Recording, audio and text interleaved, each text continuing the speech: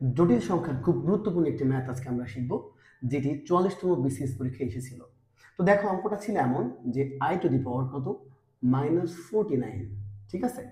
তো এই ধরনের ম্যাথ করার জন্য আমাদেরকে ছোট একটা বিষয় জানতে হবে। দেখো যে আই স্কোয়ারের যে মান, এর কিন্তু একটা মান আছে, ফিক্সড মান, সেটা আছে কত, -1, এবং আই টু দি পাওয়ার 4 এর একটা মান আছে কত, 1। এই ছোট্ট বিষয় দুটো মনে রাখতে পারলে এই ধরনের অঙ্ক খুবই ইজি হয়। যেমন আমরা এই মাইনাস তুলতে গিয়ে, তোমরা সবাই জানো মাইনাস তুলতে গেলে এটা 1 বাই ওই সংখ্যাটাই বসে, যেটা এভাবে আমি বসাইলাম। মাইনাস তুলতে গেলে 1 বাই আকারে বসে।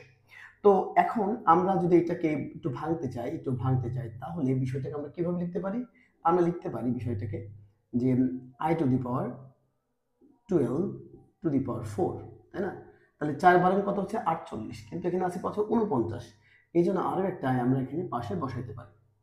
বসাইলে কি হবে, আমি বললাম যে এরকম যে আই টু দি পাওয়ার যে 4 আছে, আই টু দি পাওয়ার 4 মানে কিন্তু 1। তাহলে এই টোটালটার মান কিন্তু কি হয়ে যাচ্ছে বলতো, 1 হয়ে যাচ্ছে, তাই না?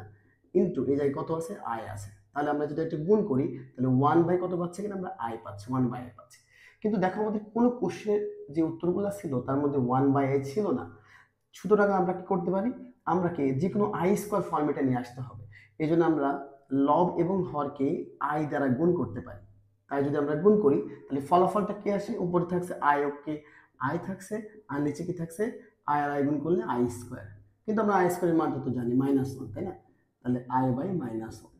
তো তোমরা জানো নিচে অনেক কোনো দাম নেই, কিন্তু মাইনাসের তো দাম আছে, তাই না? তাহলে মাইনাসটা সামনে চলে আসবে। অর্থাৎ এই ধরনের প্রশ্নের খুব সহজে আমরা এই ধরনের প্রশ্নের উত্তরগুলো করতে পারি।